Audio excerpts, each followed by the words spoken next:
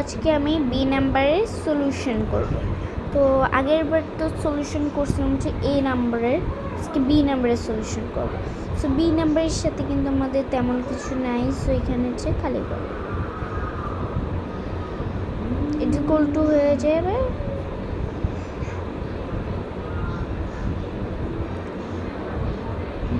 কোনাকুনি করব 7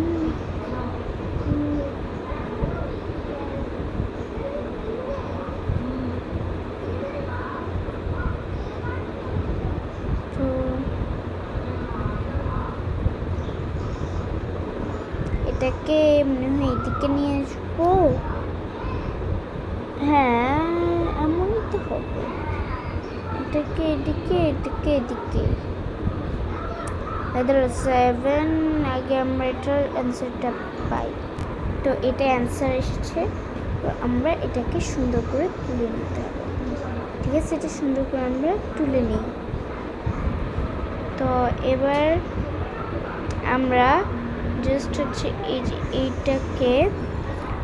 এইটাকে দিয়ে সমান দিয়ে এবার হচ্ছে কি এই যে 448 ভাগ 8। ওকে, আমরা এবার দিব ভাগ, তো এবার দিব 8, অ্যান্সার 56।